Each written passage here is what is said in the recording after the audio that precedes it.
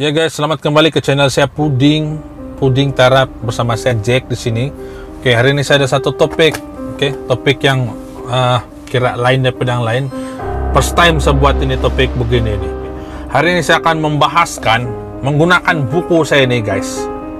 Buku ini saya akan membahaskan tentang teori-teori ataupun konspirasi yang ada hubung kaitnya dengan Freemason dan Illuminati.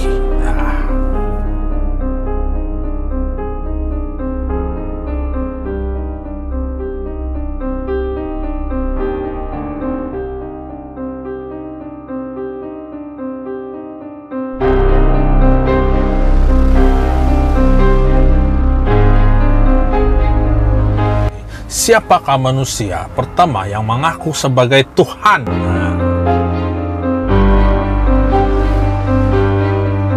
Jadi dalam video ini saya akan kasih tahu kamu serba sedikit siapakah orang itu. Jadi pastikan kamu tengok dari mula sampai lah ujung. Dia bernama Nimrod ataupun Namrud bin Kush. Oke. Namrud sebenarnya adalah keturunan daripada Nabi Nuh, atau dalam Bible sendiri Nabi Nuh ini juga disebut sebagai nama Noah. Seperti yang kita tahu guys, dalam Quran ataupun dalam Bible sendiri, Nabi Nuh ialah atau Noah itu adalah dari keturunan Nabi Adam. Jadi sebenarnya Nimrod ini ataupun Namrud ini sebenarnya adalah cucu cicit kepada Nabi Adam. Ialah seorang pemimpin, pemimpin rakyat Babylon. Babylon itu di mana? Nanti saya cerita. Pada masa pemerintahan Namrud ini, rakyat dan juga pemimpinnya berpikiran sangat kuno, sangat kuno, primitif. Sudahlah kuno, primitif lagi, dan mereka ini tidak langsung pegangan apa-apa, guys. Agama memang tiada masa itu.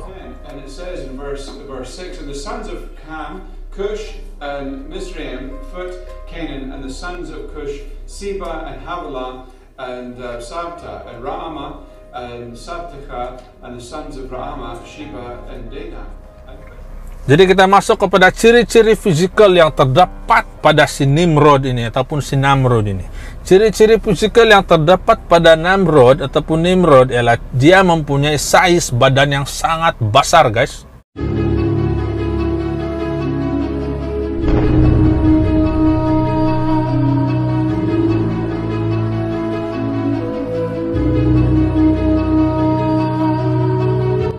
Sebab saya pernah dengar juga orang cerita, orang dulu-dulu ini badan dia besar-besar. Nama penuhnya ialah Namrud bin Kush bin Ham dan bin Nuh. Jadi sebenarnya Nuh ini dia punya moyang. Segalanya bermula di tanah yang dipanggil sebagai Sinar.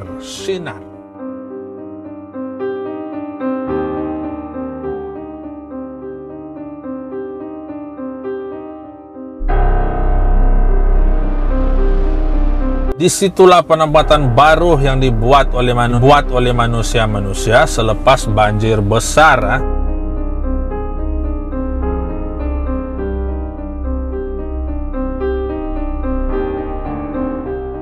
Kawasan ini didiami selama ratusan tahun selepas banjir besar dan dipercayai penduduknya terdiri daripada manusia-manusia yang masih kuno, masih berpikiran primitif, belum ada teknologi masa itu, Dan masalah pun timbul, guys. Masalah timbul di kampung itu, di kawasan Sinar. Masalah mulai timbul apabila penduduk-penduduk di kampung itu mendapat ancaman daripada siapa? Ancaman daripada binatang buas,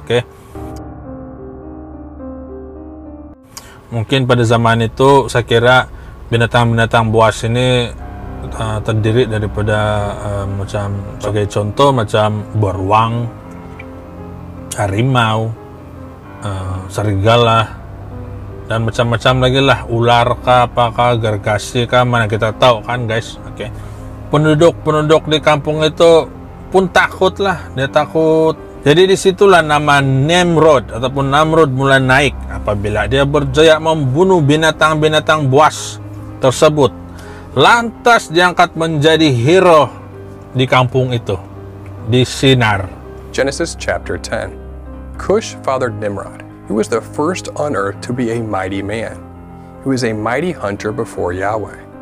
Therefore it is said, like Nimrod, a mighty hunter before Yahweh. Jadi sebenarnya Nimrod ini dia kuat guys, dia sudah, sebab dia mempunyai physical yang kuat, yang gagah, yang tinggi. Jadi dia tidak takut itu hewan-hewan. Kalau setakat singa kan dia tidak takut guys.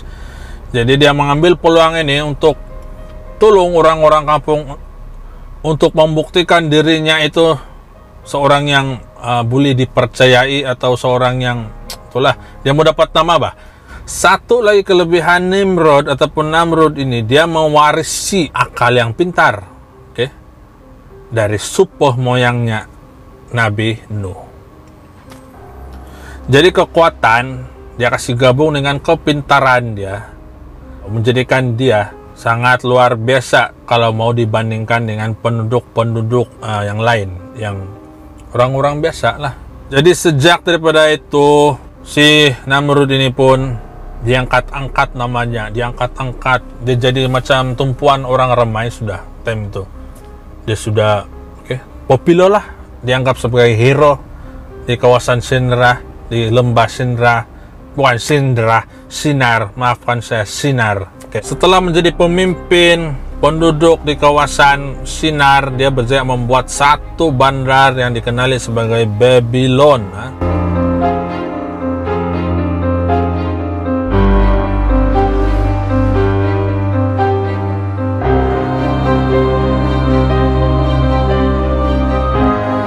Di dalam Jewish Encyclopedia ada menyebut bahwa Namrud telah memimpin angkatan perang sejak dia berumur 18 tahun lagi guys. Dengan usaha dan kebijaksanaannya, dia berjaya menjadi pemimpin sebuah empire dan telah berjaya menakluk pelbagai jenis kawasan-kawasan yang ada di kawasan Timur Tengah.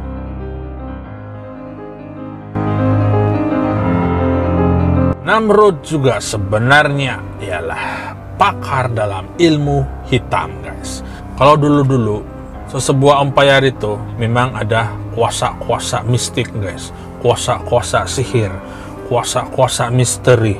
Sebab apa? Sebab dengan kuasa ini, dengan kuasa-kuasa ilmu hitam dan kuasa-kuasa sihir yang ada ini, diorang mampu meramal masa depan sesebuah empire itu. Jadi dalam setiap kerajaan ataupun empire itu, seorang raja dia ada satu, dia punya kira ahli nujum dia. Jadi tidak lari juga Namrud, Namrud dia sendiri seorang yang pengasas, dia sendiri seorang pengasas ilmu hitam. Alexander Hislop berhujah dalam dia punya buku bahwa Namrud ini bukan saja seorang pemimpin empire, malah seorang yang pakar dalam ilmu hitam dan ilmu sihir, astronomi, dan perdukunan. Perdukunan ini macam bomoh-bomoh lah, lebih kurang begitu. Dia juga telah mengasas satu fahaman atau agama pagan yang dipanggil sebagai Zoroaster. Sihir-sihir ini termasuklah menghidupkan orang yang mati dan menyembuhkan luka-luka parah. Memang dahsyat betul dia punya magic ini guys. Orang mati pun dia boleh kasih hidup. Kalau ada terputus tangan pun dia boleh kasih ada balik. Memang dahsyat. Bukti-bukti ini kamu boleh follow di bawah ini, saya akan tulis ini. Kamu boleh cek di sana untuk info yang lebih lanjut ataupun sumber yang lebih lanjut. Disebabkan pemikiran Namrud ini terlalu advance guys, terlalu advance. Karena memiliki kuasa yang sangat besar, dia sudah mula berpikiran secara, dia mula angkuh guys, dia mula rasa meninggi diri guys.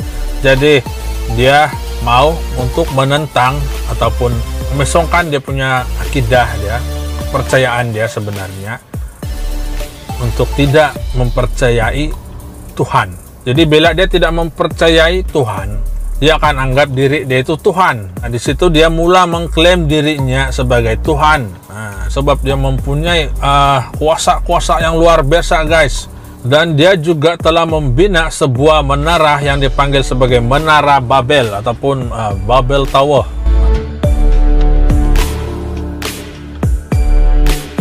Dan bukti-bukti yang mengatakan Nimrod ini ataupun Namrud ini menentang ataupun ingin menjadi Tuhan, semuanya ada diceritakan di semua kitab-kitab Samawi.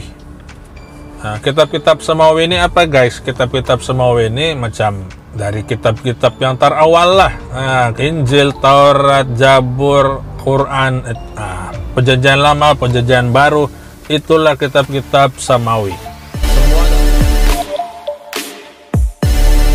Jadi Namrud ini dia telah mencipta satu agama pagan bersama istrinya yang bernama Semiramis.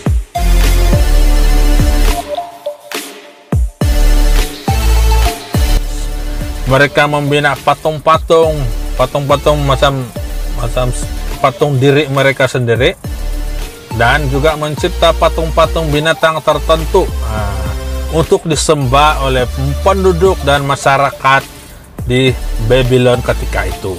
Ya, sesetengah sumber juga mengatakan bahwa Semiramis sebenarnya ialah ibu kandung kepada Namrud, guys.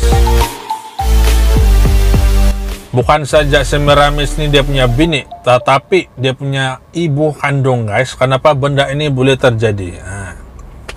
Ini terjadi karena mereka tidak mau darah keturunan yang ada dalam badan. Dorang tidak mau darah keturunan yang ada dalam badan dorang itu tersebar ataupun jatuh di kalangan masyarakat luar ataupun penduduk dari golongan kebanyakan. Jadi perkawinan campur dalam pahaman si Nimrod ini sangat-sangat tidak boleh.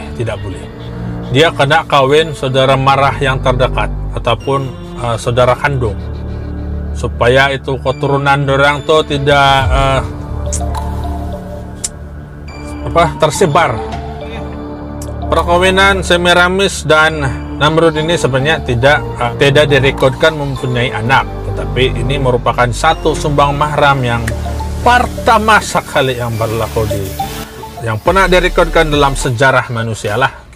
Jadi guys, kita sudah habis membahaskan pasal si Nimrod ini, pasal Semiramis semua, pasal Babylon semua. Jadi ini saja yang dapat saya kongsikan dalam video ini. Dan apa-apa sumber yang terdapat dalam ini video sebenarnya tidak dapat dipastikan, 100% adalah benar. Ini cumalah teori-teori konspirasi yang saya dapat dari sumber-sumber terdahulu. Kalau kamu suka segmen seperti ini, diteruskan dalam saya punya channel, kamu bagilah feedback, tulislah komen apa-apa, bagi feedback supaya saya tahu kalau kamu suka segmen seperti ini ada dan patut diwujudkan ataupun patut diteruskan dalam saya punya channel. Apa-apa soalan kamu tulis di bawah, saya akan jawab apa yang saya tahu lah. Begitu. Jadi kita jumpa lagi di perkongsian saya yang akan datang, di video yang akan datang, video yang lain. Jangan lupa tekan subscribe dan tekan like, dan kalau kamu rasa video ini menarik, kamu tekanlah share kepada semua orang supaya orang tahu. Macam itu guys. Puding Terap, channel yang terbaik antara yang terbaik di mana? Di Sabah. Jumpa lagi. Show.